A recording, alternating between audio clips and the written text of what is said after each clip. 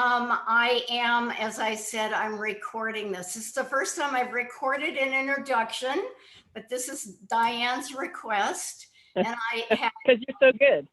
I had a lot of fun writing this. So anyway, well, as most of you know, Diane is a vital and valued member of the Baltimore Camera Club, whose enthusiasm for and dedication to the club have contributed enormously to our success.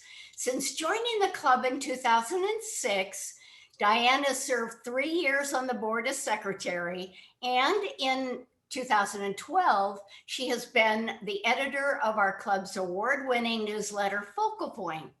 What you might not know yet is just how her academic background has served the club. With a doctorate in biochemistry, she currently oversees programs and develops initiatives for Bright Focus, a nonprofit in the medical field. And I apologize for this oversimplification for her impressive career. Anyway, tonight you will see her academic rigor and well-honed research skills at work in her presentation. With boundless energy and ceaseless curiosity, she spent months digging through a treasure trove of archival material to uncover our history. And with a scholar's talent of synthesizing complex material, Diane has created a captivating narrative in words and images. Diane's personal story as an amateur photographer began at the age of 7 when she was given a Kodak 110 film camera and became the family photographer. She dedicated her allowance money to support her hobby, much to the chagrin of her friends who got tired of her singular focus. Through the years, her photographic skills steadily grew, but it was her decision to take photography to another level and meet what she calls kindred spirits that she joined BCC. Motivated to improve her craft, Diane eagerly entered her first club competition, but to hear her image described as just a snapshot was enormously crushing. However, she took the feedback to heart and persevered, continuing to thrive to this day as she develops her vision and skills. Diane, I want you to know it's been so much fun working with you. Your enthusiasm is infectious. So with that, I'm turning it over to you for a trip down memory lane. All right. Oh, thank you so much, Sandy, for that kind introduction. All right. Can everyone see my screen here? Do you see the cover slide here? Yep. Yes. Yeah. Okay.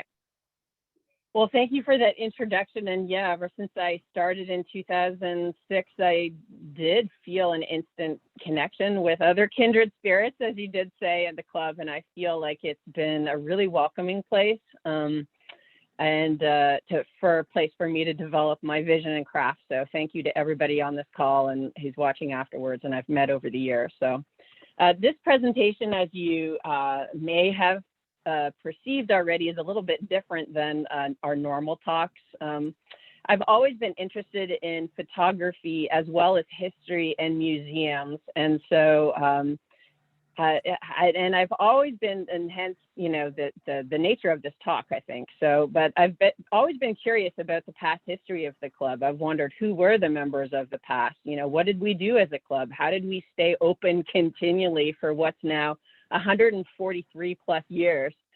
And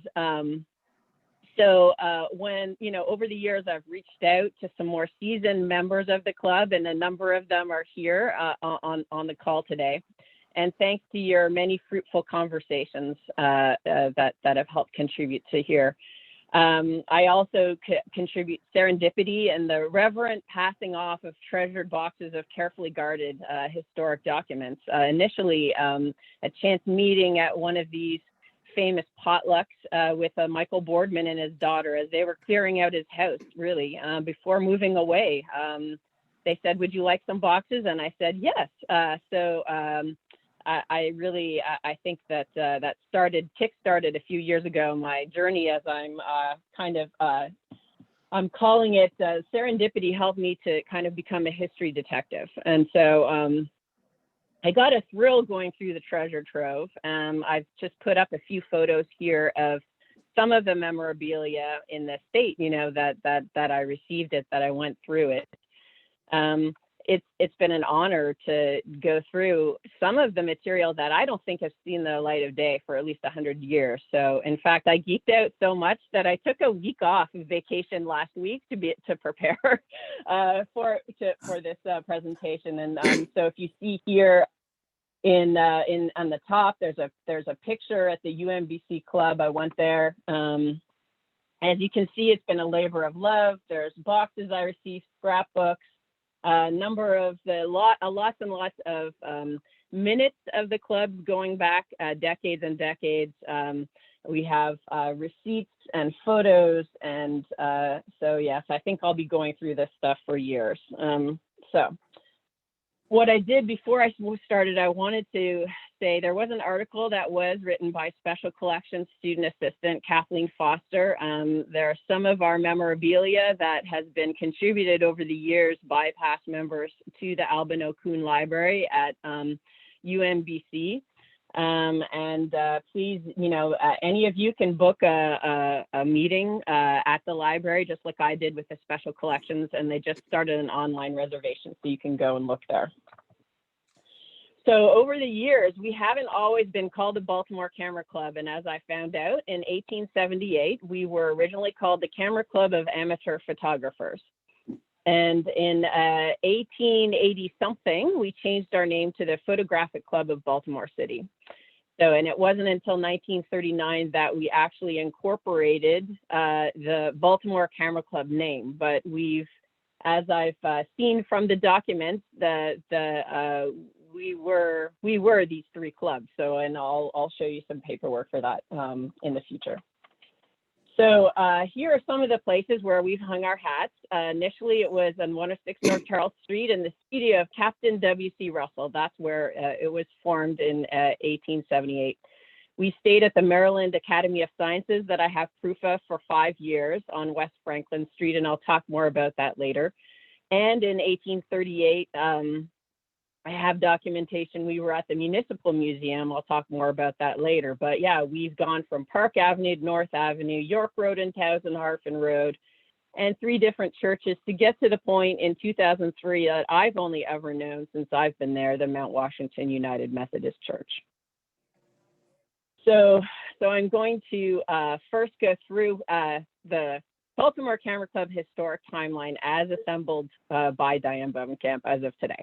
And here is the ultimate proof in the beginning from a Baltimore Sun microfiche from 1878. It said that the Camera Club of Amateur Photographers was formed, I guess on October 14th, because it was last night, 1878. And so what's really interesting, it names a bunch of the people here and shows that there was a reception room, a complete library in 5 languages, a stereopticon, and a unique developing room.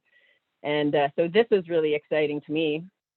And what is a stereopticon? Well, so Gordon and a number of other people here, it's something that is used to project onto the wall 3D images.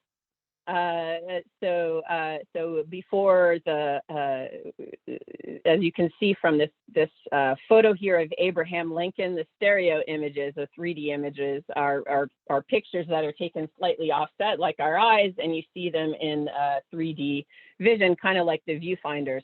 And back then that was those were apparently the photos that were being taken by this club and projected on the wall. So this is a picture. Down there are handheld versions to be able to see those on the bottom right and on the bottom left.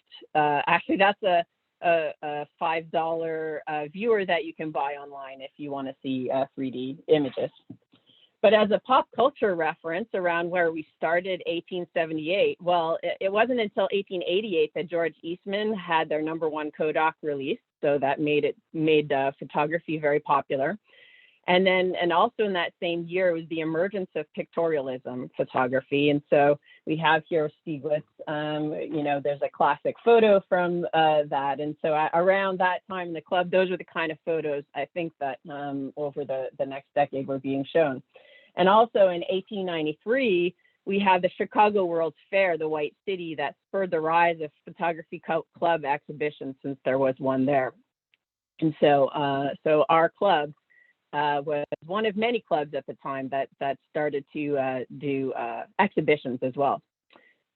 So first off, what I wanted to try and do is try and figure out who are the identities of these original members in the club. Now, these people here, I couldn't really find out much about them. I'm sure other people will be able to find out. This G.L. Smith at State Normal School, at least I figured out the new name for the State Normal School is Towson University. So maybe Sandy will know who G.L. Smith is.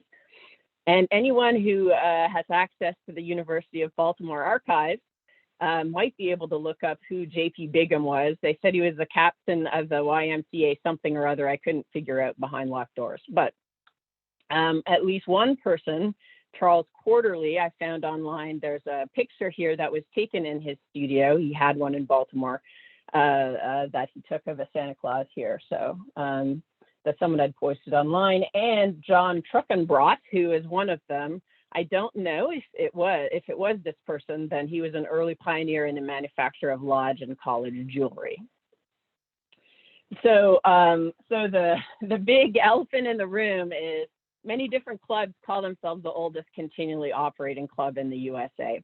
And I always found it fascinating that our club could, or some of them are calling themselves, the oldest club, and we're the oldest continually operating. And I found it neat that we stayed open during the Depression, World War I and II, and many other conflicts. And there are many other clubs that were opened at the same time. So we were 1878, the Boston Camera Club. As they say, it's the oldest continuously extant camera club founded by amateurs. I don't know what that means, but it's 1881.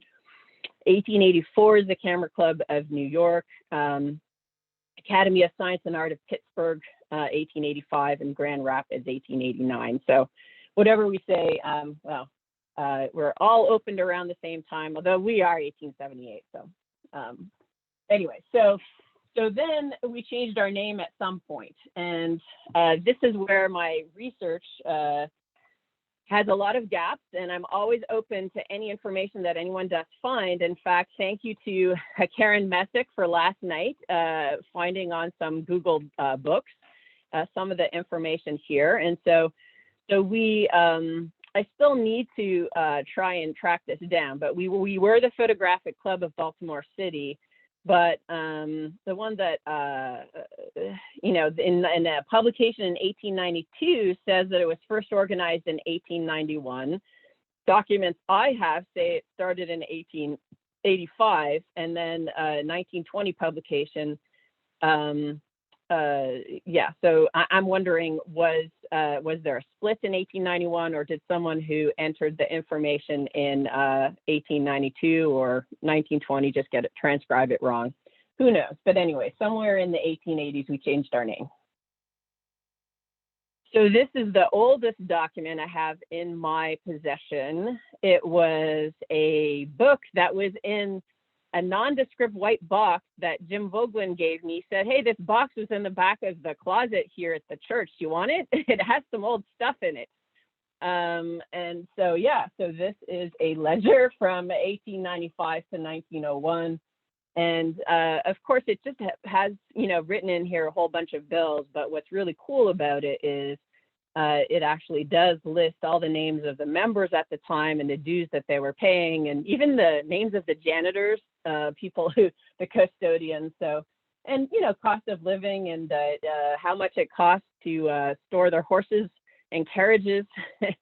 So it was very interesting. So that's a treasure trove for someone else to look at too. So here is one. There's lots and lots of stories that I just got. I would, as Alice in Wonderland, going down the rabbit hole, I had fun reading all these. You could get sucked into them for hours and hours and hours. One of them I wanted to put out was that the president of our club November 4th, 1914, did a patriotic duty for the country and went up in a plane and took photos as a photographer, as the aviator Roger Janis went up and dropped fake bombs all over Baltimore City to see what would happen if there was a plane that did come and drop bombs. What would be the devastation to the city? And if you remember, World War I went from July 28 to 1914 to November 11, 1918 for the rest of the world, although for the US, we entered in April 2nd, 1917, but it still didn't mean that there wasn't a civil defense going on. So this was really quite cool that the president of the club, Mr. Norris, was involved with this. So around 1919, that's when the Associated Camera Clubs of America started up. We were a member. And I think it's really cute. The tagline from a newsletter from the ACCA is all for one for all, let's work together. So I thought that was really cool, kumbaya. Maybe we could adopt it. But in here is a card from 1926 of Mr. Noblook, who's part of the board at various times. And on the bottom, it does say that our club is a member of the Associated Camera Clubs of America.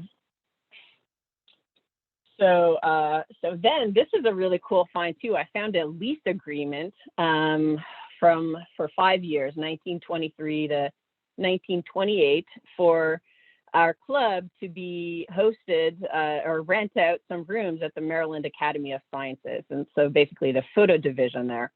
And accompanied with it are 18 dark rooms for members. So that was really, really cool.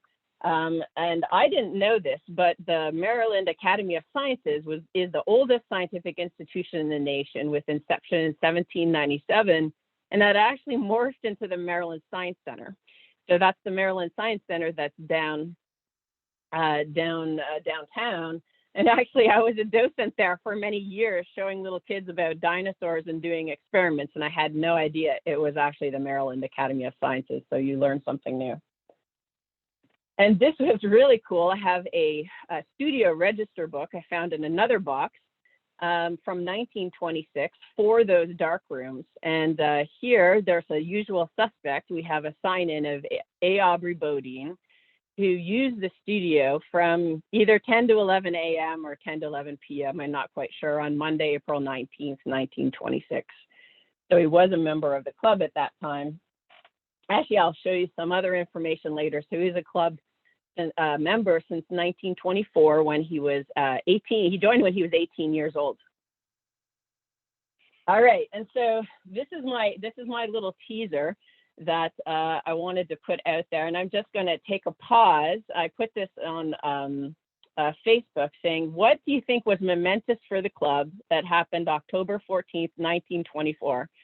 And I can't see any of the chat, but if anybody wanted to put on the chat or guess, I'd give you a little while, unless you want me to go reveal ahead. it. If somebody wants to try to answer, put it in chat, and I can read it to her, or you can just guess. I don't see anything. All right. Oh, wait a minute. Well, wait a minute. I'm getting prohibition. I saw something. Well, that's something you can't Google, Walter. I know. It was just something that. Not Houston probably allowed women members. Aha! Whoever said that, you win a prize. So that's God. Women were allowed to join October 14th, 1924, because, as you know, the 19th Amendment to the Constitution was ratified August 18, 1920, where women were allowed to vote.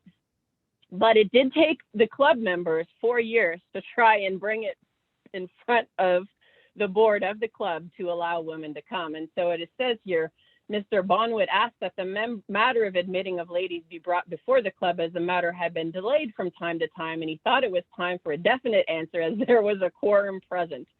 And so the interesting thing here is that it was a vote of 11-3-1, and I have the signatures of all the people and what they voted yes or no. So I'm very happy to say that Aubrey Bodine said yes. I don't know the 3 people who said no, and I won't focus on them right now. But anyways, I just thought that was really cool. And, you know, another scrap, and as you can see, I mean, the state of this newspaper here, it has this black stuff on it, and that's the glue that the person, whoever created the book, glued it into the book, and it's kind of seeping through. But a lot of these newspaper clippings don't have dates on it, so I don't know exactly when this was, but I just thought that it was proof that there was a woman after that vote, at least at one point, who was a member, because it said Miss Sarah Elizabeth Freeman, who is a member of the Baltimore Camera Club, had exhibited photographs to exhibitions. So I tried Googling, and in Google Images, I don't know if this is her. There is a Sarah Elizabeth Freeman who was 45 years old in 1953, according, and worked at Johns Hopkins. I don't know if this is her. I can be corrected. So again, history detective trying to put things together. So in 1934, what was the Associated Camera Clubs of America actually changed their name to the Photographic Society of America. So we have been with the PSA since since the beginning. And if you look on the right here, the Photo Club of Baltimore City, that's listed as one of the charter members of the PSA, is actually us. Yeah, so that's really cool that we have been a charter member of such an important society for international photography. And in the center here is one of the certificates. I found many certificates over the years. This one's from January 1st, 1945, that showed that the Baltimore Camera Club was a member.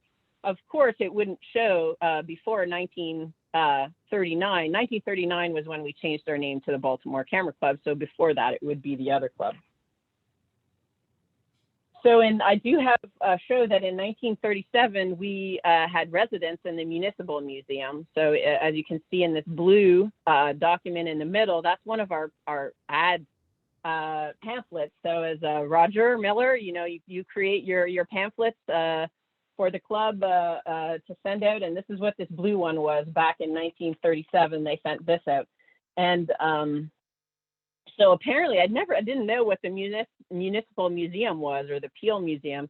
And so it was the first building in the Western Hemisphere to be designed and built specifically as a museum. I thought that was really cool. And it's a National Historic Landmark, so I'll have to go and try and find it. It's on 225 North Holiday Street, apparently.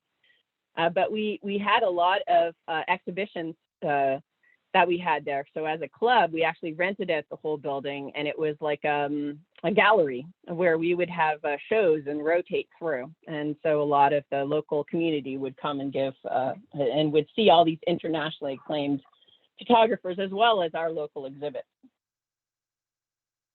So then in 1939, I found some documents. I found the Certificate of Incorporation of the Baltimore Camera Club. And so what I found is really cool. It was Charles E. Emery, Edward L. Bafford, and William Barclay, who were on this Certificate of Incorporation. And what was interesting is that an accompanying letter from the lawyer showed that there was another corporation that had already called itself the Baltimore Camera Club as far back as 1912, but that corporation was no longer in existence as of 1939, so we could legally adopt that name, or so this letter says. So, but going back to that other information that Karen Messick helped me find, was that other club really just us that split off in 1891 and then they disbanded and joined this club? I'm not quite sure, but anyways, at any rate, we switched to the name from the Photo Club Baltimore City. We changed to Baltimore Camera Club in 1939, and Emery, Bafford, and Barclay were the ones that did that. So, Sandy, I don't know, are there any questions to this point? Because right now, I'm getting off of the the history professor lecture right now, and I'm going to be starting to show some photos of people and things. Are there any questions so far, or I can keep going? No, just keep going. And I really think that we're going to get a good discussion at the end, and I'll let you know if there's anything pressing. Okay? Perfect. All right. So yeah, we've had a worldwide influence on photography. A lot of our competitions and our gallery shows were published in internationally published magazines. Here on the right, we have the PSA, Photographic Society of America, had their worldwide convention that happened in Baltimore, and the local convention committee had a number of our Baltimore Camera Club members. I know Steve Sattler, you might even see some people from other clubs there as well, from other clubs. But what I found really, really cool is we had the Baltimore International Salon of Photography that we did yearly up until, I don't know, maybe John Davis at the end, you can tell us when these salons ended. Maybe it was in the 70s, but it began in 1938. And I found the, so I found the invitation to it, and also an article in the Baltimore Sun, June 12, 1938, where it says the photographer Steichen, Edward Gene Steichen, actually came to see this show because it was so renowned.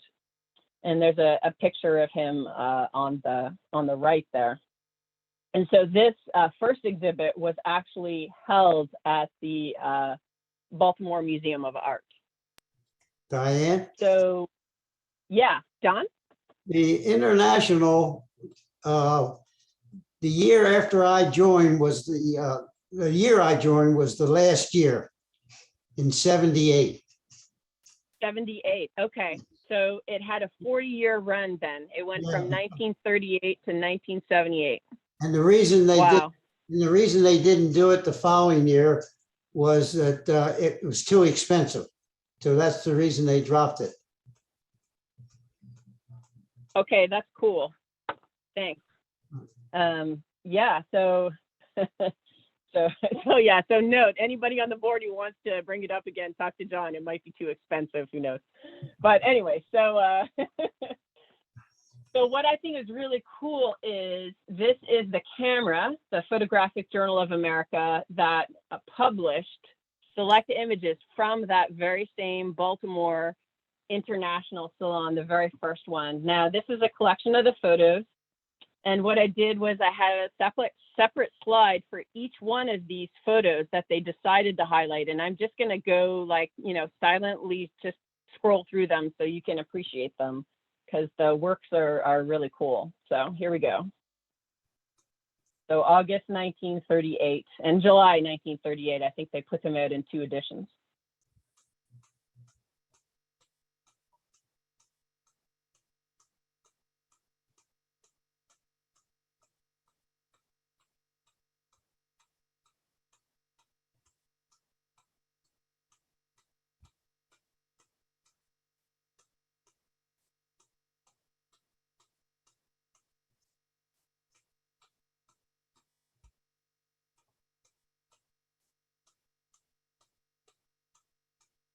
All right, so those are ones from the 1938.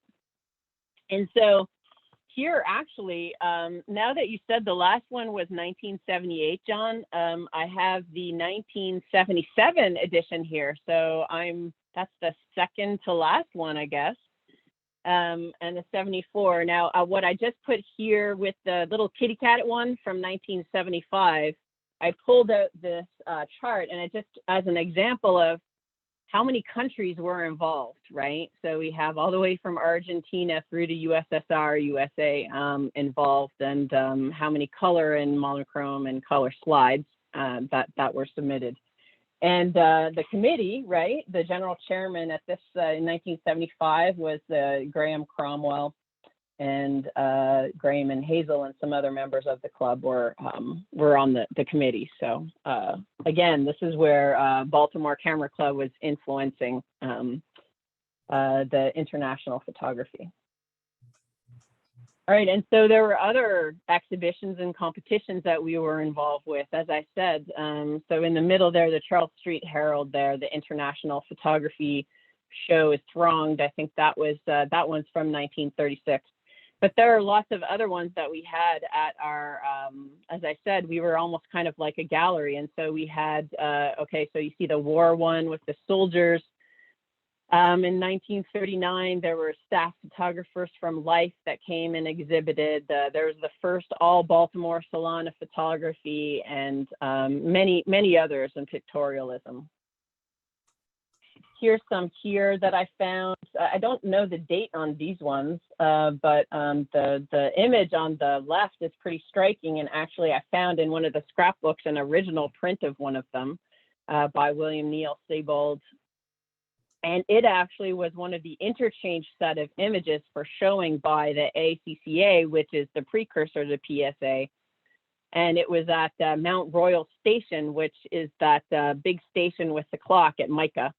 There was a huge exhibition there. And this was one of the ones that won the prizes there. So this is the first of many photos I'm going to show that were just randomly pasted in these scrapbooks that I don't know the subjects, I don't know the location, and I don't know the taker.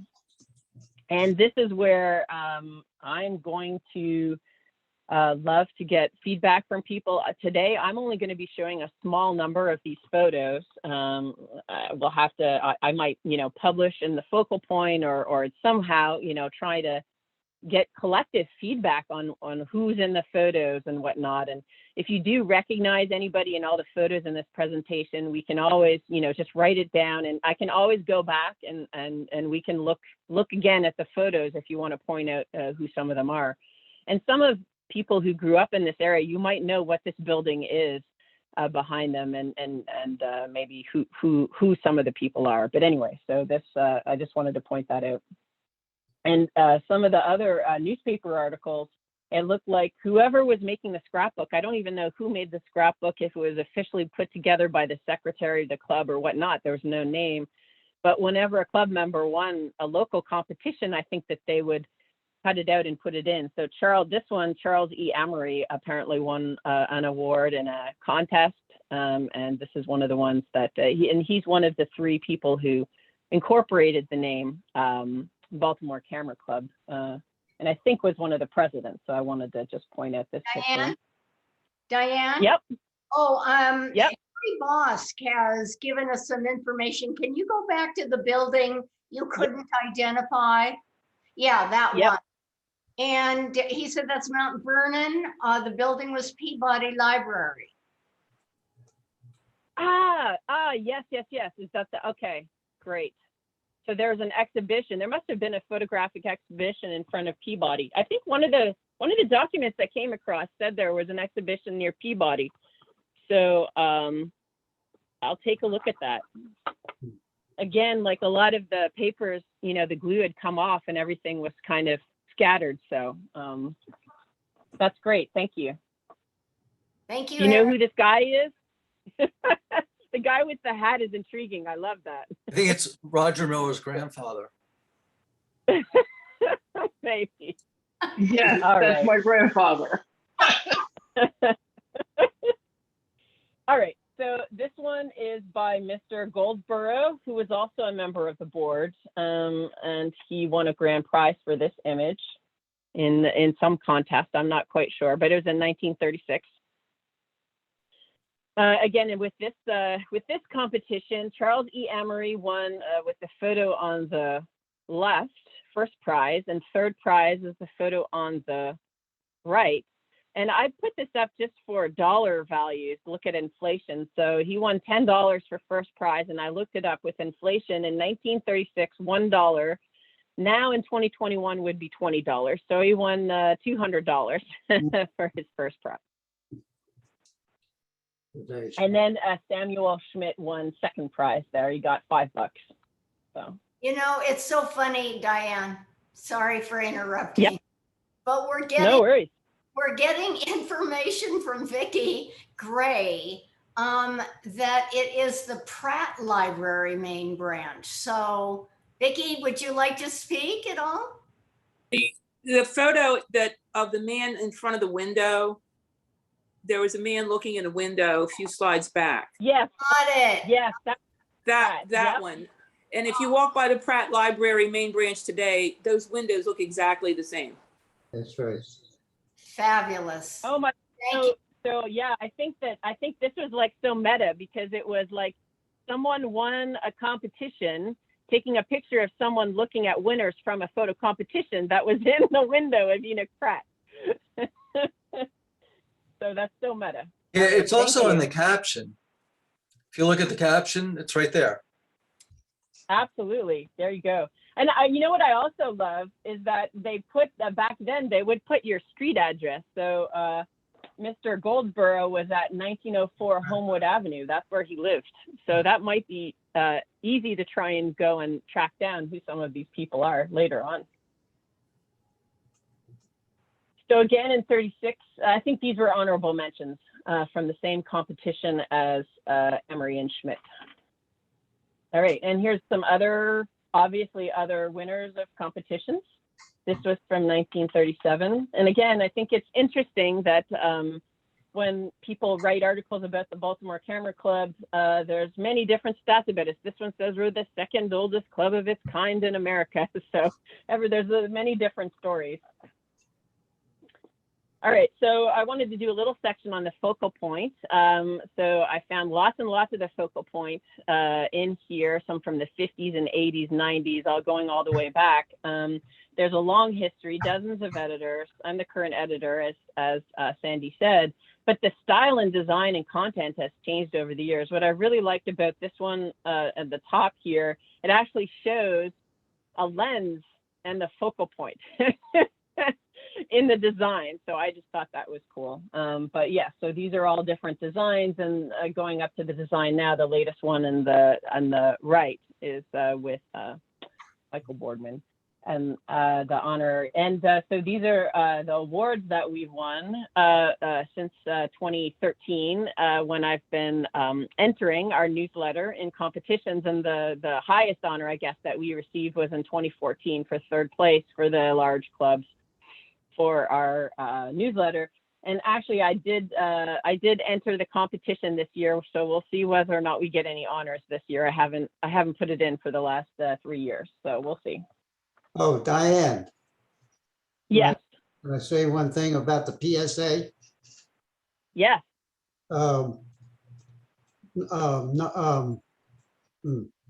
Geez, I forgot their name. Oh, gee. I'll think of it. I'll go back later. I forgot. It was a lady in the club. Oh, what the heck was her name? She was she held a 5-star rating with the PSA for about 5 or 6 years in a row. Norris Kings, not Norris. Gary, help me. Gordon, help me out. Was this Hazel Cromwell who had the most Hazel number? Cromwell, yes. She held Yeah, it. because I read, yeah, she had the highest placement for slides in the PSA. I think she That's still right. holds that record. Yeah, and that's all she ever did was slides. Yeah. And as I was, you stole my thunder, but as I was going to say, there actually did used to be a Hazel Cromwell award for the slides. And when I first joined in 2006, Yes. I was racking up the prizes and points and slides, and then we got rid of that category. So I never went to unlimited. But anyways, yeah, no, that's cool. Yes. Hazel Cromwell. Yep. So, and this is for Steve Sadler here. You know, everyone, Maryland Photography Alliance. Eddie Bafford was actually instrumental in starting what was called the Council on Maryland Photography Clubs, CMCC, or the All Maryland Club, right? And there were All Maryland competitions.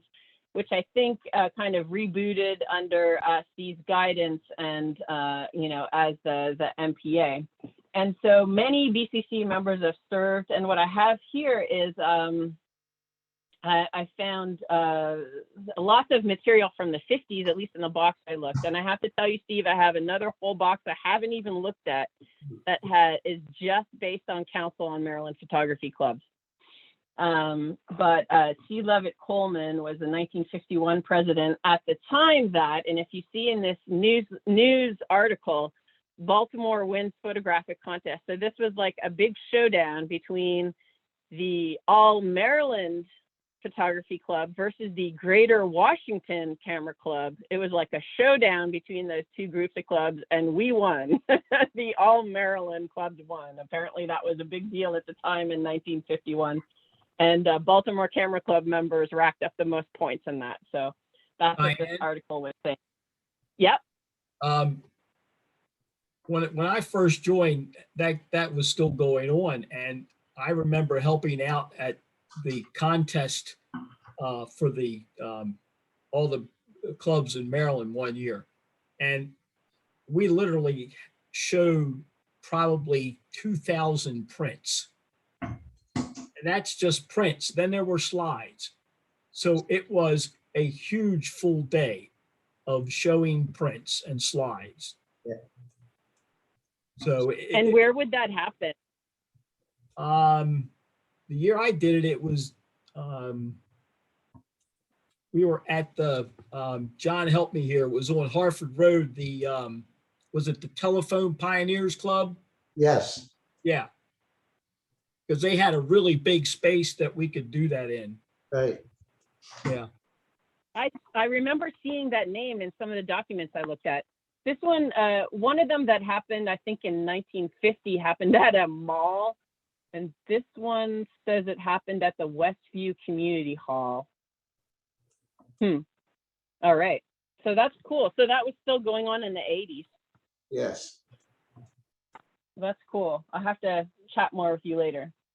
So, so here actually, and one of the scrapbooks I have is, I guess they used it. There used to be a newsletter for the CMCC, and it was called the All Maryland. And so I have a whole bunch of these. This one that I have is from 1969 that's in the background.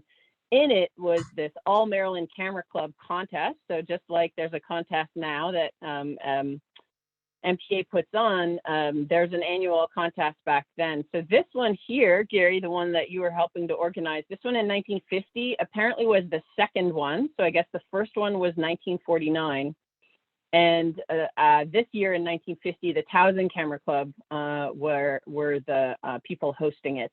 So I guess it kind of hosted at the time. It went between different clubs. So this was really interesting, and there's still a lot more to unravel here because I haven't even set my eyes on some of the material.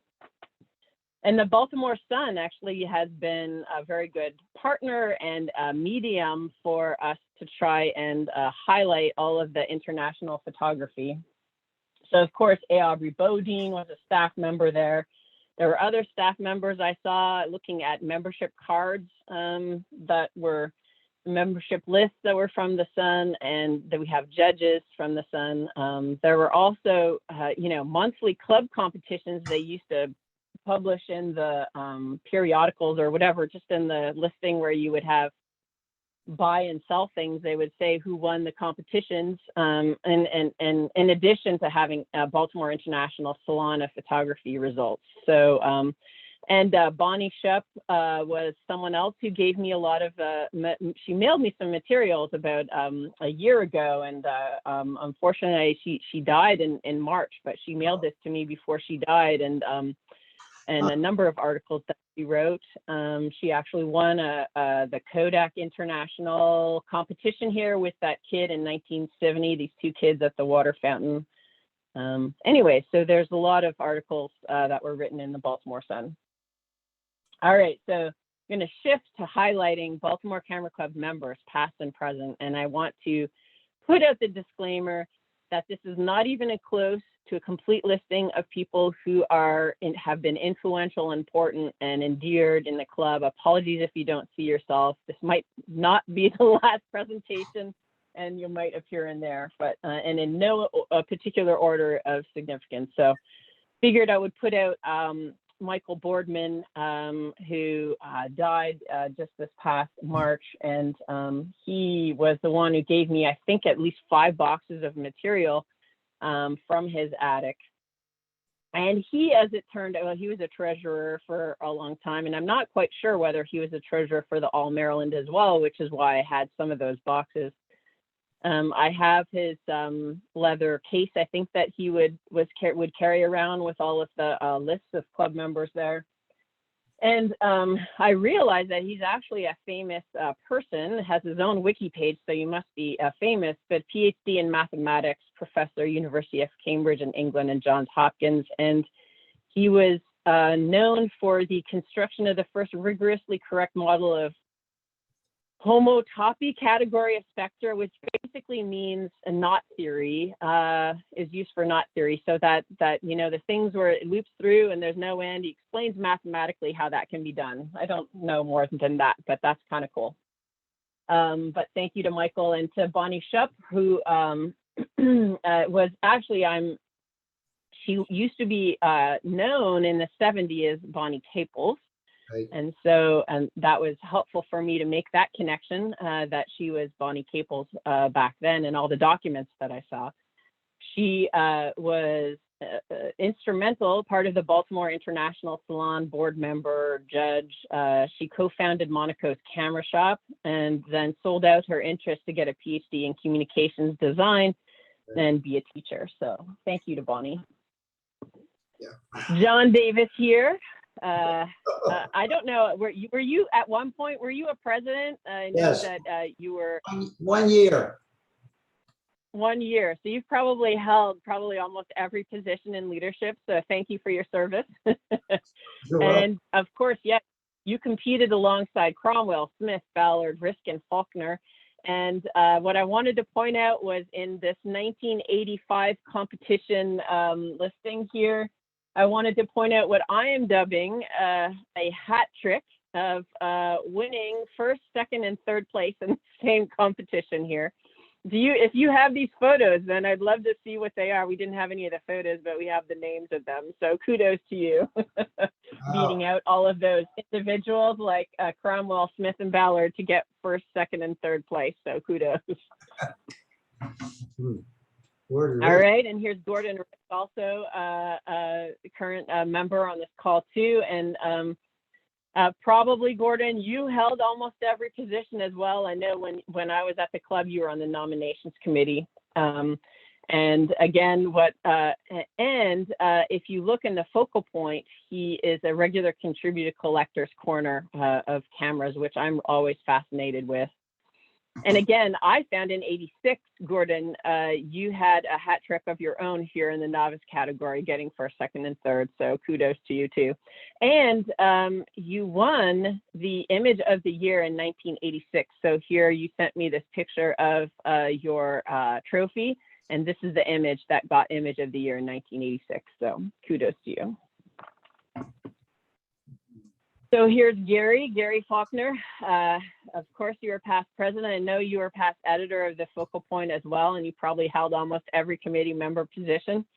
And you also competed. And if you see on this one, I don't know, this is February 1988, and it says you had got first place in novice. Was that the first time you ever got first place? Gary, I'm not quite sure. I was hoping that I had evidence of that, but It might have been. I couldn't say for sure. But if you look at the people in the image, we have we have Cromwell and well, let me tell you something. The slides were very difficult to do, and Graham Hazel Cromwell was a mentor for me as far as how to photograph using slide media, because she was so good, and she really helped me in being able to expose a slide properly. So that's the. So you learned from the best. Yeah, that's the plus from being in a club. That's good. All right, and so you were president too. And Karen Messick here, she is a past president at the from 2006 to 2010. So she was a president when I first joined. And I realized when I was talking with her the other day, it's like, well, you know, looking through all the documents, you're the only woman president that I saw so far in all of the documents. And she said, no, there were 2 other women who were presidents. So Leanne Mulqueen, there's a picture of her right here with the cat yeah, unfortunately she did die in, I think, June 2020. Right. And I think Barbara Smothers, Yes. it was, Gary, you were saying was also another, she was president for a year as well. So, but yeah, so I would say that at least you're the 3rd. So you're a very small handful of women presidents. And of course, a lifetime member. And I think these pictures that I have here, Karen, of you in the 2000 Thousand Town Spring Festival, where you were competing there. And 2012, here's a picture from Lewis of you trying out your new monster rig on your Nikon D4 at the time. Yeah, and you know, that So. particular period of time in photography marked another transition, much like when photography went from prints to slides. In historical references, when all the digital photography came into play, and the company, the club actually went from slide competitions to digitally projected competitions. So that was a period of time when that transition took place. Yeah, I remember being, I think that I was remember being part of the discussions for that, and I was very sad that the slides were disappearing. Yeah. But anyways, digital is here to stay. Karen, was that picture with the D4 taken down at the Cherry Blossom Festival when we met the guy that we later met in the streets of New York City? Yes. Yeah, funny story about that. We were down at the Cherry Blossoms. It was right after it. And there was a guy that sprinted up to Karen shouting D4, D4, because it was the first one he'd seen. And this was, I guess when is that? When were we down there? Was that around April, around the cherry blossom time? Yeah, March, April, yeah. Yeah. And then I actually took a workshop of Karen's when she was doing her workshops. We were up in New York one day, and we're in New York City. Was it 7 million people live there? This guy comes out of a convenience store and sees her with her D4. It's the same guy.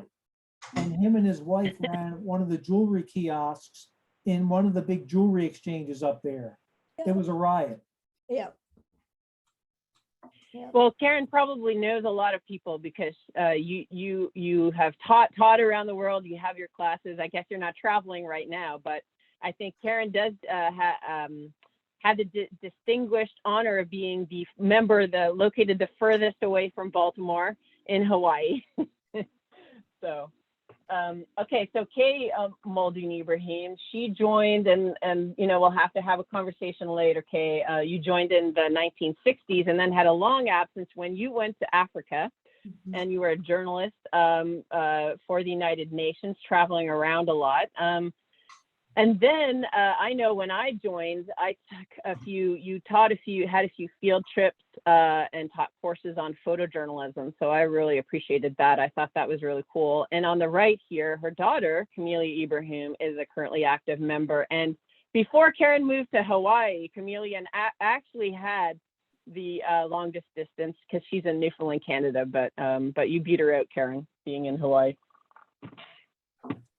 Tom Beck is a lifetime member. He's the Emeritus Chief Curator at the Kuhn Library, UMBC, and a frequent speaker at BCC. And here's a picture of some of us who visited the gallery in 2017, and him with his certificate. Of course, I would be remiss if I didn't show the current president. So Jim V, thank you for volunteering and doing everything that you do. You and Sandy are also, I think, the co-representatives on the MPA. And thank you for finding that box in the back of the closet that had all that cool stuff in it. So thank you, fearless leader. And again, I put up the current officers and board members here, but thanks to you and to everything that you do for the club. And I guess that's a pitch to everybody. Please take your turn and volunteer. As you can see, everybody takes their turn to lead this wonderful club. I do want to throw in, if I may, the youngest unofficial Baltimore Camera Club member is my son. As you can see him here in a 2013 photo shoot. He was 2.5 at the time, and some of you have seen him from time to time coming in, but I just thought that was really cute. Youngest member. So anyways. So another member, and I think that he's on the call tonight, is Art Bucher. And this is, again, kind of weaving through the story of this is serendipity. And so I live in Ellicott City. I was just happened to be going out for a walk at one time last fall in 2020, and at Ellicott City, the B&O Railroad Museum was having an event commemorating the 75th anniversary of the end of the World War II. And these wonderful people who had Jeeps and clothing, they were dressing up in the gear at the time. And Art was a World War II war correspondent. This is what he was dressed up as. And I think you gave me some photos here on the right afterwards, Art, and you're a photographer in the U.S. Army. I think this is from the 1960s. And when you were in the club from 56 to 58 alongside A. Aubrey Bodine, I haven't been able to find documents from the 50s for the club, but Art is showing here in the frame here one of his images that did place at the time. So that's cool. So looking forward to hearing more from you. Did you want me to say anything, Diana? Sure, go ahead.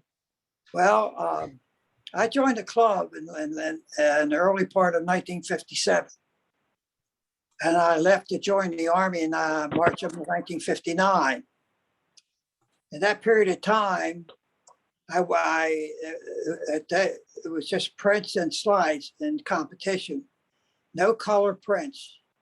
Ed Baffert was the one who introduced color prints into our competition. And at one of the competitions, he submitted the one color print, which we judged with the black and white. Of course, if I remember correctly, Ed's color print was like a still life. It won first place because of the color. Just the color just caused you to jump out at you more than black and white would. It had depth that black and white did not have.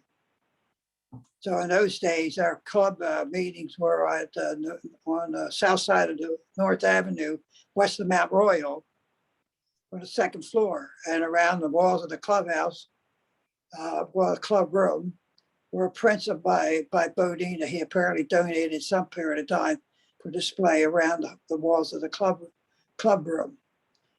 When I went in the Army, I took photo school, a photo lab technician in Fort Monmouth, New Jersey. I guess because of my experience and exposure to the Baltimore Camera Club, I came out first in the class, was held over as an instructor. So I did that for 2 months, and then they gave me a month of learning how to run a photo lab. And I got orders to Germany, was sent to 7th Corps, which photo section, which was north of Stuttgart. I walked into the headquarters there, and the sergeant in charge looked at me and said, another word, choice word, where did you come from? I said, I came from Fort Monmouth, and I handed my orders. He said, well, we don't know what to do with you. Next thing I know, they're handing me a 4x5 camera, 10 4x5 holders, and sent me over to battalion headquarters to be the battalion photographer for my period of time in Germany.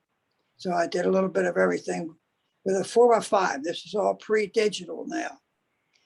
And I guess the high point of my photo career was that I was chosen by 7th Corps to be the only photographer sent up to Luxembourg to shoot the dedication ceremony of the cemetery where General Patton was buried. And as part of that, I photographed his son, who was there as part of the ceremonies, his son's wife, and General Eidelman, who was the usurer commander of all U.S. forces in Europe at the time. So it was a very interesting career, very exciting. Flew a lot in choppers, fixed wings, and everything I did with a 4x5, from portraiture to accident and criminal investigations. It was exciting, but sometimes a little dangerous. The day I do World War II, I reenact World War II with my oldest son as a civilian war correspondent photographer for Life magazine. If you've ever been in the military, I like to stand around with my hands in my pockets, which is a no-no for people in the military. And I have a World War II Jeep 1942 Willys that I restored. And as part of my setup, I like to show people how the technology has changed from sheet film, and I have a 2 1/4, 3 1/4 press camera. I have a 4x5 press camera. I have a 1935 Leica, 1937 Rolleiflex, and these would be considered to be high-end cameras for a civilian photographer to be using in the World War II period of time. I'd like to thank the Bovenkamp Club because I've never left the club, and it was the most creative period of my life.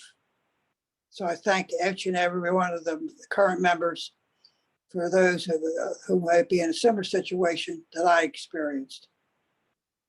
Thank you. Oh, thank you. Thank you so much. That's such an interesting story to hear, that the club really helped to spur your interest and actually help you propel you in your career as well. I think that Art has actually been talking with Sandy about maybe when we go back in person to come and do a presentation. So Art, we're really looking forward to it. Sounds like you have a lot of things that you could talk to us about and show us. So hopefully if you're willing, that would be really cool to hear more from you. We're going to be out at the Elegant City on Sunday from 8 to 11. So if anybody wants to come out, it could be a model day or model night, if you want to call it that, or a character study. Because there'll be, some of the guys will have their trucks and their Jeeps, and should be dressed out. Cool. Okay, cool. Great. Yeah. All right. So what I wanted to do was, I think you're about an hour in, and I have a few more people to show, and then I'm going to get into the I'm probably only about 10 minutes away from the end, and then we can discuss. I'm going to show a whole bunch of pictures at the end after I finish talking about a few more people that are unidentified that I'll kind of go through. So John S. Rowan was president and secretary of the Baltimore Camera Club in various times, but he was also president of the Photographic Society of America. And I think from the newspaper article that I read that was associated with this photo here, he took over in 1941. He could have been the second one or maybe the third one to take over, since it started as the PSA. So. But he also organized and ran some of the international salons, was a member of the Royal Photography Society, the Oval Table Society, and the Camera Club of New York. And I didn't look into it, but he developed a new technique for copying prints with transmitted light. I'm not quite sure about that, but that's what he had written in the article, so we could look that up. Of course, A. Aubrey Bodine, I saw that he was a member of the club since 1924, 18 years old. And so on various articles that I read that were either online I saw, or some of the newspaper articles pasted in the scrapbooks, it shows that he was promoted to commercial photographer on November 18, 1924. I think that was after he had joined the club, but he is, over the years, active in leadership of the board, helping to shape and guide club local and international salons over the decades. In this one article, it said that most members of the club were amateurs, and many had art training or experience. And at these meetings held at the 105 West Franklin Street, which was the Maryland Academy of Sciences, he learned by listening to lectures, and asking hundreds of questions, and he copied the work of the best photographer. So again, here's another person who cut their teeth and honed their craft with kindred spirits at the club, so to speak. So Charles E. Emery is a person who was one of the three who signed that or were listed on that incorporation. And I didn't know anything about him. This is a photo I found of him from an obituary. He was also a veteran and sergeant on Paris Island and at Quantico. Apparently he died young, but he was the first president of Historic Annapolis, apparently. So that is interesting. The second person on the incorporation, William D. Barclay. I don't have a photo of him, but I did find a 1939 article on that he listed himself as the secretary of Baltimore Camera Club. It was published in Popular Photography magazine. And Eddie Bafford was one of those people who were listed on the incorporation in 1939. And here's a picture I found of him from a February 6, 1939 article, what he looked like back then. And this photo down here was given by his son to me, what he looked like later in life, that we put in a focal point.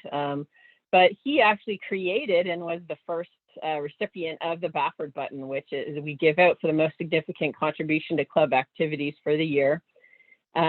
He worked in lithography, the bromo process, and other photography, and he founded and led the Bafford School of Photography, at least in the 70s, and went through.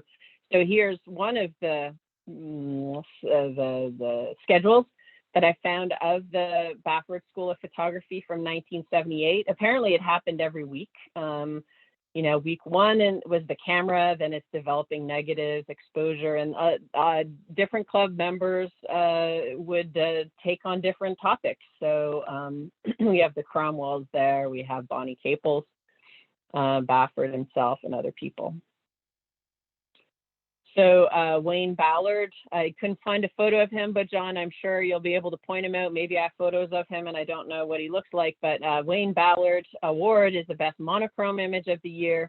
He was an engineer with Bethlehem Steel at Sparrows Point. He joined in 1978, past president, and heavily involved as well in the Bafford School. And apparently, as I saw in his obituary, he was an accomplished woodworker and gardener. Dick Smith, Richard W. Smith, the Dick Smith Award is the best digital image of the year.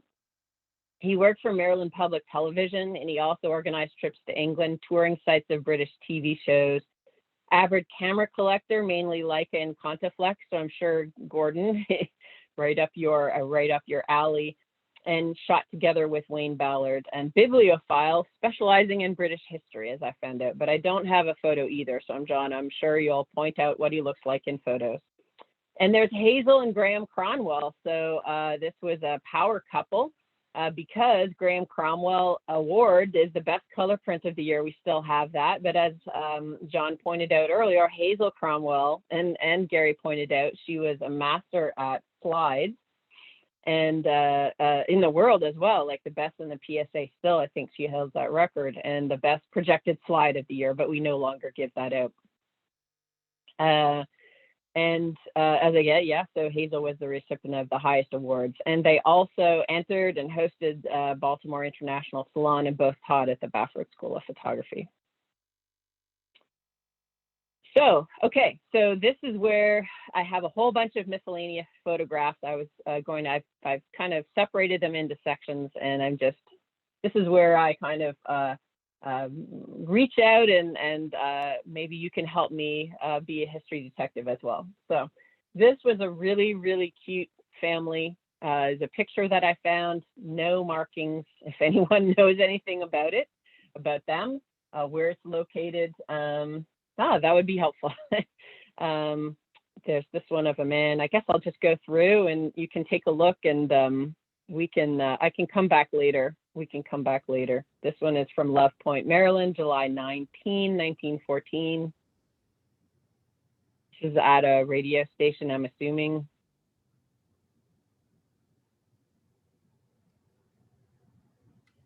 I wish someone had written down who these people were, what they were. These ones I'm bunching together as hanging at the club. It looks like these are pictures people took at various locations. Happy to say there's at least one woman in this room, and the other, as I go through the pictures, the other elephant in the room is, yes, these are 100 years old, and yes, they're pretty much going to be filled with rooms of white men. but yeah, so it'll be interesting to try and identify some of them. They would actually go there and eat dinner together every time. There would be this table like this where all the photos were surrounded.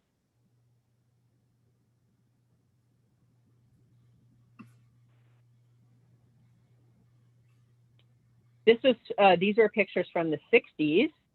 So this is where I started to see women joining some of the club events. So it looked like some people were having fun there. Diane, back up. Yeah. Yep. John, correct me if isn't that Baffert sitting there on the left? With the beard? Yeah. It looks like him. John, can you? So that could be with the white beard and the white mustache? Yeah. That's cool. Oh, John, you're muted.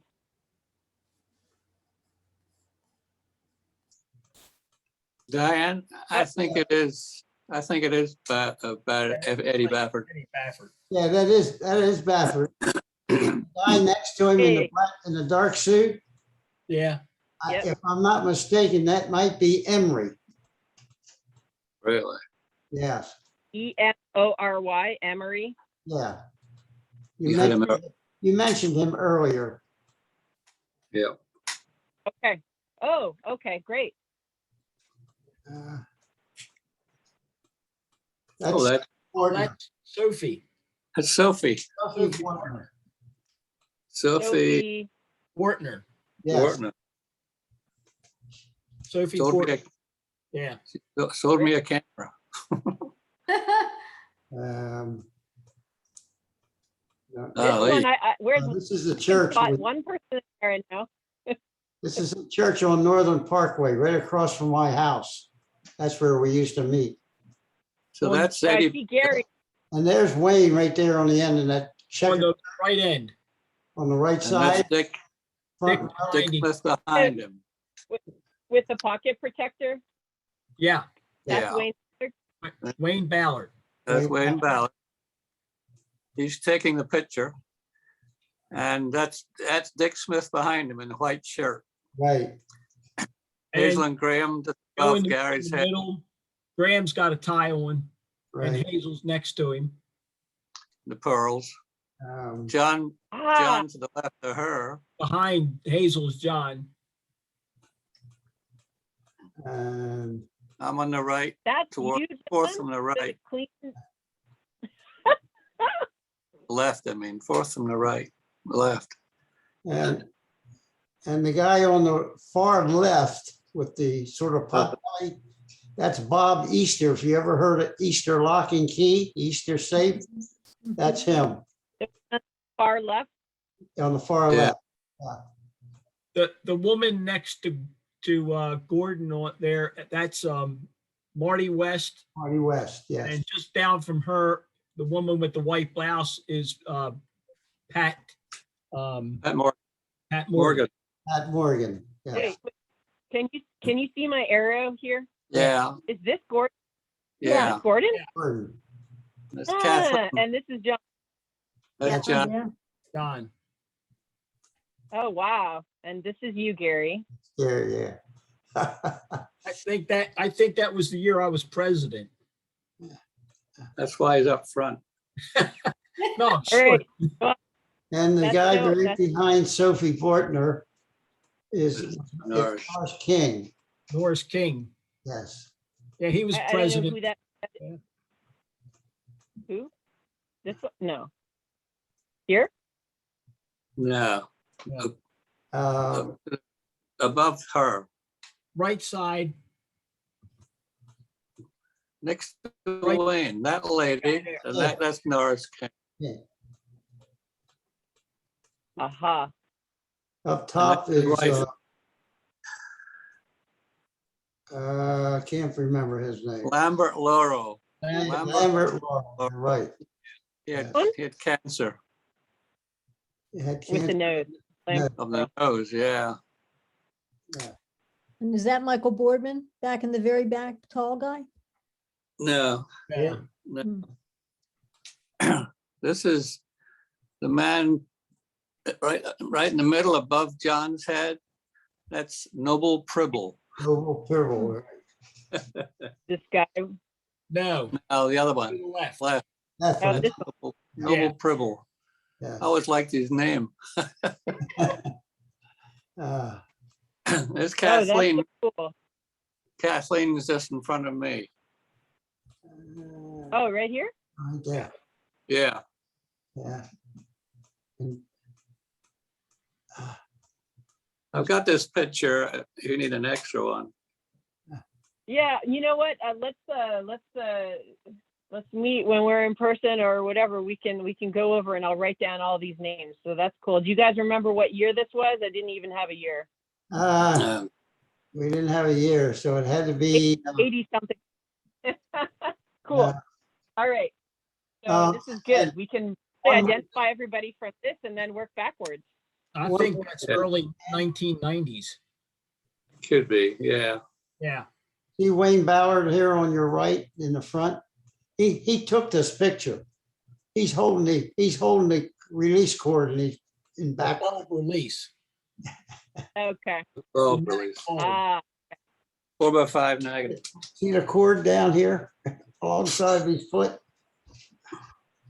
I see it there. Yeah. So this could be the Rosetta Stone. You guys could identify all these for me and I can go backwards and try and identify them in photos. This is great. All Yeah. right, we'll have conversation. All right, so here's some photos I'm categorizing as field shoots. So these are going back, I think, to the 1910s now, based on Yeah. what they're wearing. So if Lewis is on the line, there are field shoots that were happening and field trips that were happening way back when as well. So this looks like they're having lots of fun. Maybe at the time the women weren't allowed to join the club, but I guess they went on the field trips with them. Could be. Yeah. A lot of women that shot. Look at that. Huh. This Yo, one is in Harper's, November 14th, 1915. That's the only information that I have there. Robert,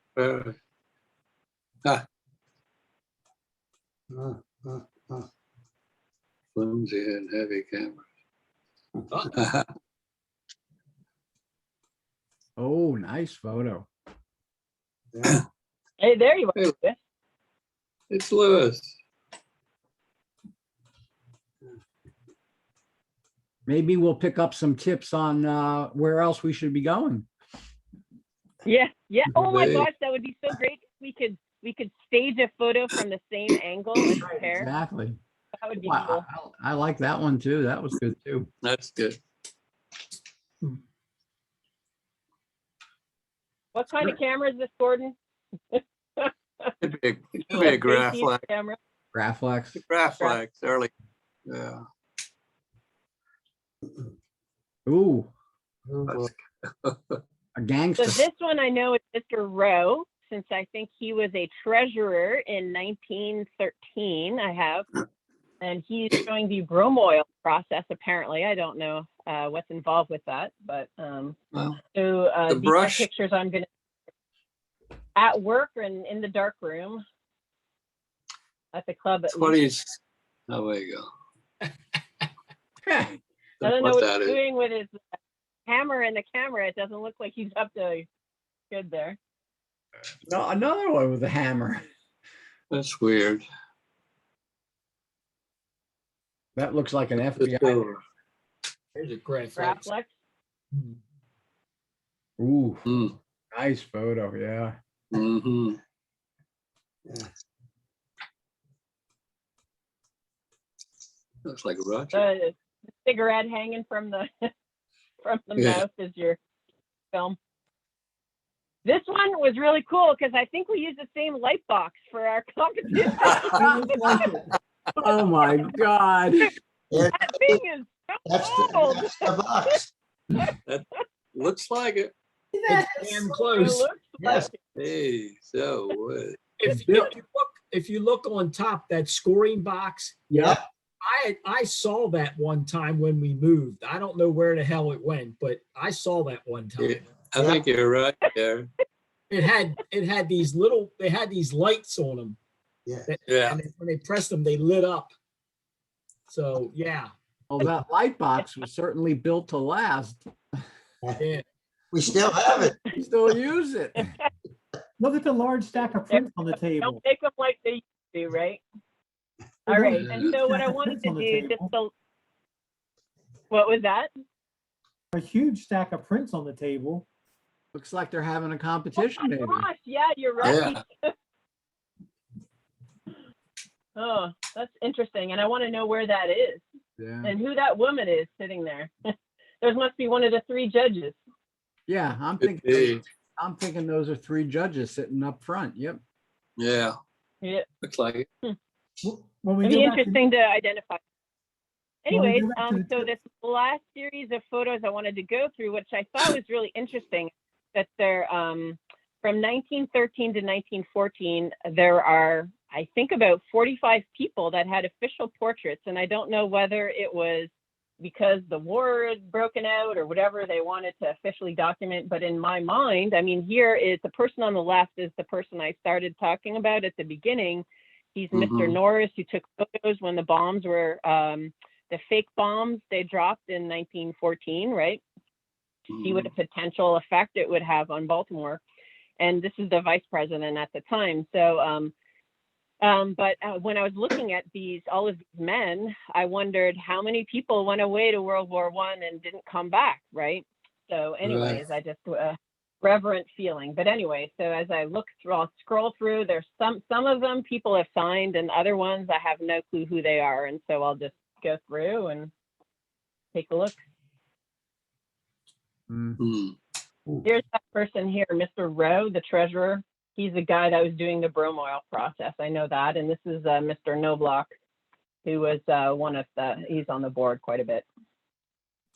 When we go back to the church, we're going to go back to shirts and ties and jackets. Ah. Get out of here. Great. Hey, Diane, Yeah. this is, I don't know if you can see this. Anybody remember this one? It's a little booklet on Bafford, and it's all about the bromoil process that he did. And it's got, I don't know if you can see it, but it's got a bunch of his photographs and stuff, an introduction by the, it was put out by the Department of Visual Arts at UMBC. And this was done in 1981, the memorial exhibition in November 2nd to December 20th, 1981. And it's really a neat little book. I don't know if has anybody else seen this thing? No. I think I have one around somewhere. I don't have a copy of it, but I know that Tom Beck wrote a guest article in the Focal Point about that. But I looked at the time. You can actually, I think you can still buy it on Amazon. Yeah, Tom Beck he was the curator for this thing, and he wrote the article. But Yeah. I just thought it was really neat that the photographs are made, the bromoil process, there's something that I would not do. It was really tough. Do you know what the Probably a bromoil, lot dangerous. you know what the bromoil process, how it worked? It's too, I don't care. It's too hard. Yeah, well, here's, Eddie Baffert was the master at it. Yeah, that's what they say in this book. You take a black and white print and you bleach it until it's almost gone. And then you take a can of printer's ink and a round stubble brush, and he would go all over this print and bring that print back up. It was the ink and water mixed. And he did a demonstration at the club, and it actually brings the picture right back up, and you can bring it up as far as you want or do whatever. He did color too. He could do color. That sounds like the old sepia print. No, but he did color. There's color. No, this is not a sepia. No, it's not sepia, but it's got color. There's color prints, black and white. There's sort of sepia looking, but there's some color ones in here and everything. It's pretty, and the photographs are amazing. Yes. But if you can get this, if it's still on Amazon, I would suggest doing that. And then here's just one more thing, if you don't mind. Or you could do a presentation to the club, Steve. And then Or John. Here's a Baffert button. Baffert button. Oh, cool. All right, so let me, we can get to talking at the end. Let me just get through some of these photos, and then, so I'll go back to the beginning. There we are. Okay, and so we'll go through these, and then I'm almost done. All right. So these were all members in 1913 to 1914. Amazing. This guy was the hot air and bull artist. I don't know what that is. Anyways.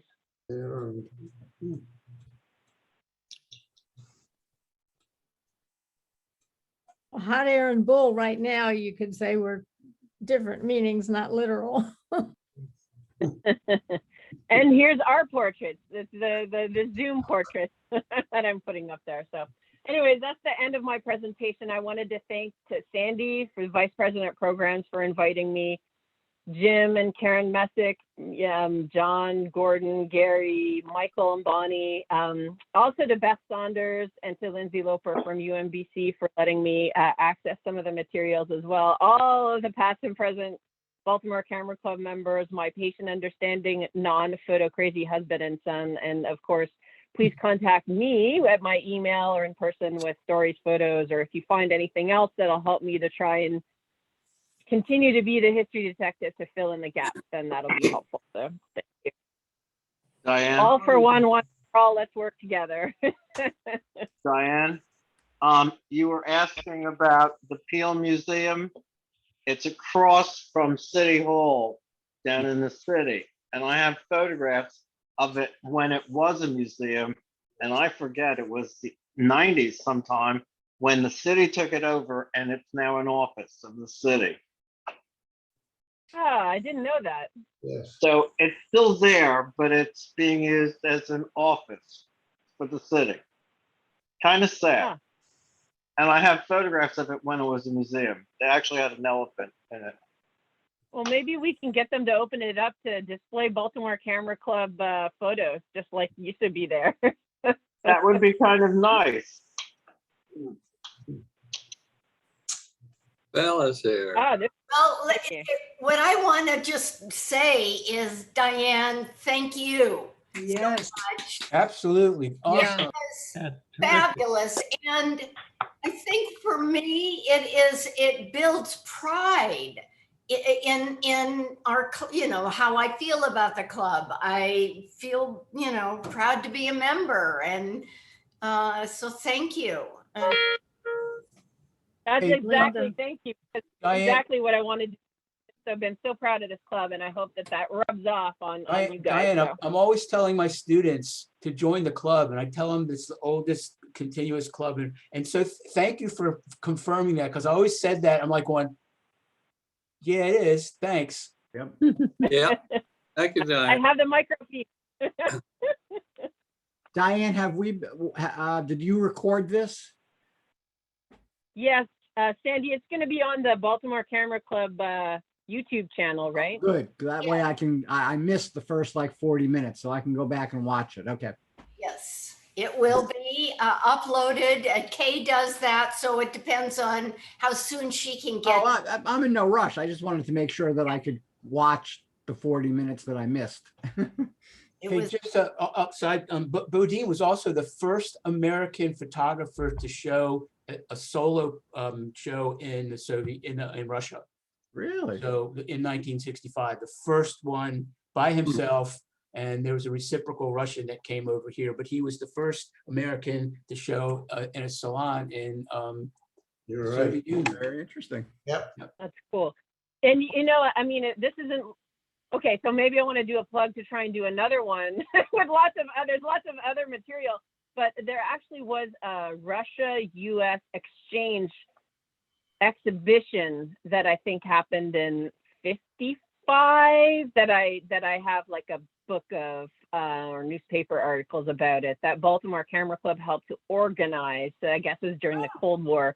So it looked very interesting. But there's little tidbits like that we are involved with, like little slices of history that I'm in awe when I read this stuff. So Diane, I want to go back to, you showed us an image from the Chicago World's Fair.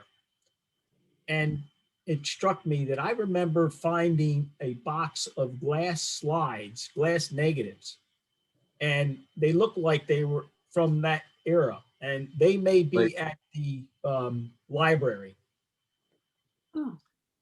Yeah. So, it may be worth a trip over there for some of us to see if we can locate them. They should be within the Baltimore Camera Club archive. Cool. So Lindsay Loper gave me a list of the 25 boxes or so that they have at the club. There's actually original photos there. I don't know if I saw slides, but they do have a lot of documents as well. But These were they have glass negatives. I'm sorry, they were glass negatives. Yeah. Glass plates, yeah. Okay. It's funny when you run into, a few months ago, I was at it's sort of an antique store. It's called the Bowery. It's on Harford Road, right off of Joppa. And they had a bin of prints, and they were done by a Baltimore Camera Club member because the BCC logo was on the back. And the prints had been sent to different salons around the United States, because each salon used to affix their sticker to the back of the print. And so I could look at these prints and watch their progress as they went from Baltimore to Chicago to Cincinnati to San Francisco, and eventually they made them back to Baltimore. So they weren't of great quality, so I wasn't really interested in buying any of them, but it was really interesting to see that they were all from from this one gentleman at the Baltimore Camera Club, and that they had all been sent to all of these salons all around the country. So it was really just an interesting. Do you remember the name? Because No. I would be interested to correlate whether that photo appeared in one of the newspaper articles that I have in the scrapbooks. No, I could. I don't know if they ever sold them or they just put them in back into inventory, but I could certainly look into it to see whether they still have them or not. When was that, Louis? Huh? When was that? When was that? Oh, that was probably when I was in that store, maybe 3-4 months ago. Yeah, because I run errands. I'll stop by there Saturday maybe. Yeah, and take a look, and then if you don't see them, ask if they ever remember having a bin of black and white photo prints out on one of the tables that that were for sale. All right, So I'll stop in there. okay, great. Also, if you walk in, if you go to the left, it used to be on the right, but now on the left, on the wall, all the way back on the left, all these, they have stereo slides, they've got all kinds of stuff there, and it might be sitting there now too. Yep, they do. They do. So that was just interesting. Well, if people are, if I pique people's curiosity to go and look for historic documents or photos, can you also look for anything that comes from our reincarnation with the different names? So Baltimore Camera Club, the Photo Club of Baltimore City, and what was it?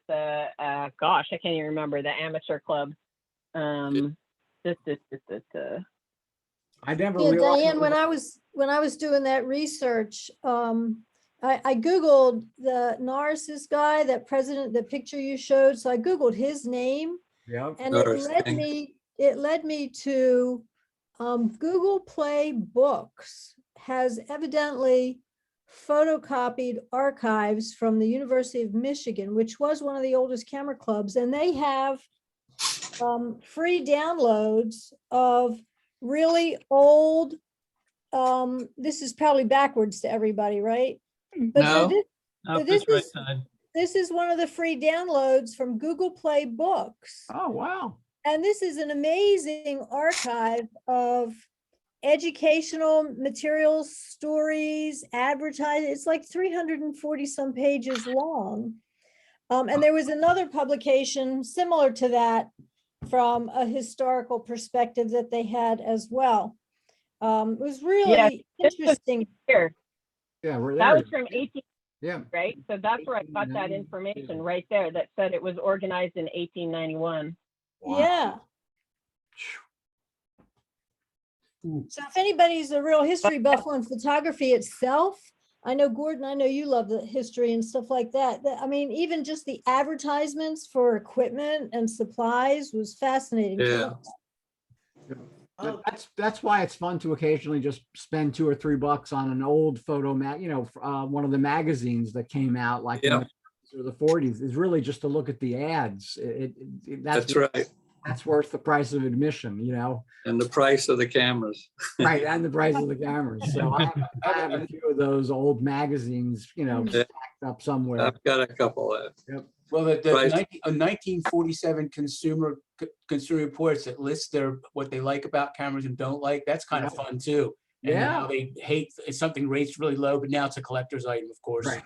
Yeah, Right. that's a good point. Well, it's certainly wonderful that we're all part of such a long-standing history, that goes back so far in time that you were able to document, Diane. I mean, kudos to you for doing the work and the time. I mean, this is really, it really kind of blows your mind. I mean, I think we take a lot for granted in reference to a lot of the things we do.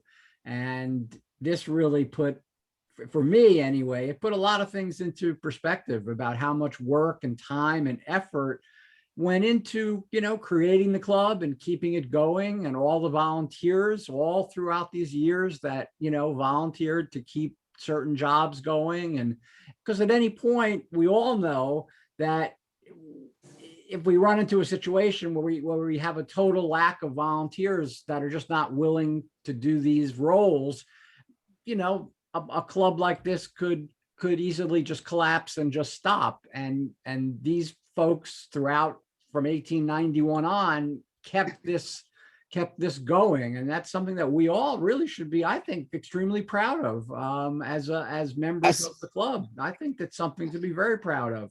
And thank you, Sandy. what? Sandy, thank you for making sure we kept going during this pandemic with Yes. your good programs. Yep. Yeah. I thank you, Eve, but I was going to just say, we made it through a pandemic and we stayed together Yep. as a club thanks to Zoom. But we've stayed active and engaged and met weekly for a long time. So just for everybody. But thank you, Eve. Yeah. Yep. Can I say something? Karen, are you still there? I'm still here. What is that picture behind your left shoulder on the wall? This one, this shoulder? Yeah. Oh, that's a charcoal drawing of my daughter. No. Oh, Between the two open doors, that one in that black and white there behind you. oh. Yes, that one. This one? Yes. That one? Yes. That's a picture I took at Loch Raven one day. Mm-hmm. Where? Loch Loch Raven. Raven? Yeah, I thought so. I thought that was one of yours. Loch Raven, yeah, it's mine. Mm-hmm. And I think also what bespeaks what I'm talking about is we've gotten a phenomenal response to our fall trip to Davis, West Virginia. I mean, in terms of how many people have already booked reservations, and I think it showed the spirit that was still very much alive, but a little under the surface because of what was going on, with COVID and with society. But as soon as we announced that we were going to do that, people just jumped on it. And I think that, again, speaks to the enthusiasm level that many of our members have for the activities that we all participate in, in the Baltimore Camera Club. So I'm really happy about that. Louis, is that still open? Yeah, the Bright Morning Inn is sold out, but I'm holding rooms at another place in Davis. It's called the Billy Motel. It actually looks like a pretty funky place. It was redone. It looks sort of like they redid it in 60s style in terms of the furnishings and stuff like that. It actually gets very good reviews. They have their own restaurant. They have a bar, and it's only 2 miles away from the Bright Morning Inn. So if people end up staying there because they can't get into the Bright Morning Inn, we're only going to be a couple of miles away from each other. So that's going to be very easy. Where is that information online? Because I don't remember seeing it. It's on the calendar, and it's Okay. listed as fall trip details. Okay, thank you. Hey, Diane. Can you hear me? Can I change the subject just a little bit? There's a program coming on tomorrow night that everybody might be interested in. It's about photography and music. It's music through the lenses, and it's at least 3 or 4 parts. I think it might be, if anybody likes music, it's an interesting program using photography, promoting the music, album covers and posters and the likes. Tomorrow night's part 1. What station? It's on channel 22. Okay. MPT. Okay. MPT at 9 o'clock. Oh, thank you, Gordon. I'm definitely going to tune into that. Yeah. And that's for the next 3 weeks at least. That's to Good. the end of this month. So there might be another one in August. But they all sound interesting about how photography is used in promoting music and vice versa. Mm-hmm. Let everybody know. Great. Put it on your calendar. Cool. What So did DVRs are anybody, for. I say that's what DVRs are for. Yep. yeah. So did anybody recall anything of a picture you want me to go back to look at, or have any other questions? Sandy, were there any questions in the chat? No, we covered everything. We covered everything. Yeah. So I want to share just one little thing. In looking through these old not magazines, but publications that are in the Google Play books from actually this one's from a Los Angeles University archive, and it's dated 1913, and it's on page 294 of this particular publication, and I think everybody will get a little chuckle out of this. It says the average amateur, as soon as he gets possession of a camera, begins at once to long for the opportunity to take trips to all the far corners of the earth in search of the picturesque.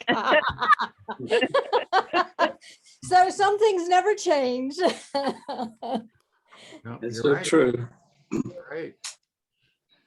And that's We're about- wishing for a better camera. Well, and that's about the same time that the early photographers were making it out to the national parks and were doing things like hand tinted photos. They would be taking black and whites, and then they would hand tint them with pastels and with charcoals and things. And that's how we in the East found out about the beauty in the West, because, you know, for most of the people on the East Coast, they were unaware of what laid across, you know, over the mountains. Yeah. And And so- a following sentence says, constant familiarity with local or home surroundings robs one of the ability to see the real beauty right at hand. Yeah. Now, in this particular publication, there is a picture of a masted sail ship on the Chesapeake Bay. There you go. And it took 3rd prize in one of the salons in 1913 in this publication. I don't know Oh, if that cool. person was a camera club member or not, but I'll send Well, it to throw the Diane. name over. We'll try and find him. Right. Eggert or something like that. But anyhow, so these old publications are absolutely fascinating. Hey, Karen, if that sailing ship has a reflection, if it's 3 masts and it only has a reflection of 2 masts in the water, it's a Bodine. No, it's not a Bodine. This is the A.B. Hargett, A.B. Hargett, Hargett. 3rd prize marine subjects, Chesapeake Bay sunset. Okay. That's great. Wow. Right? Yeah. Yes. 1913. I just love these things. Anyhow, Diane, thank you for spurring me to do some investigative history, because it Oh, really good. did. Yeah, please. Well, Yeah, thank it really Yeah, did. and if everybody, you know, if they tell two friends and they tell two friends and we all go off and do our independent, and we could like all Yeah. get together and amass all the information together. Just bring me what you have. I could be the lightning rod, whatever. We can all put it together. It's like finding different pieces of the puzzle. We'll put it together somehow. You know, the other thing that never changes is things we like to photograph, you know, like this Yep. particular picture reminded me of one I just posted recently of waves here hitting the rocks, you know, Yeah. right? Yes. It's just really, it's fascinating to go back and look at these old images, and there's plenty of them in these publications. Anyhow, Mhm. enough said. Oh, great. Okay. All right, very All good. right. Yeah, great to see Fearless leader. everybody. Thanks, Close us Diane. out. Thank you, Thank you very thank much, you. Diane, really, Thanks, and all Diane. Great and all show. of you guys that Good helped job, out. Diane. Yeah, very You're good. welcome. Very good. Diane, just one thing in the chat room there is all, excellent, Diane. Thank you so much. Amazing. So that's all there. Yep. Recording Thank everything. you. It's so you. Glad Diane, you enjoyed it. you need to do a book. I would love to do a book. That would be cool. I think you should. Don't know how to do that, but we'll Roger. figure it out. When we get a massive book, we'll do it. Very good. All right. Well, everybody take care and stay Talk to well. Roger, Diane. See you next week. Talk to Roger. Oh, No, Roger you knows how won't. to do a book. He puts out his books. Yeah. He'll tell you not to do it. See you in Nice. 2 weeks, Louis. Well, Stephen, you're like a professor, right? All right. So, don't you write books? Diane, thank you don't you. want to do a book. Good night. Nice to see you, Night. Karen. Bye, Everybody. Diane, great job. Bye. Thank you. Bye. Bye-bye. Bye.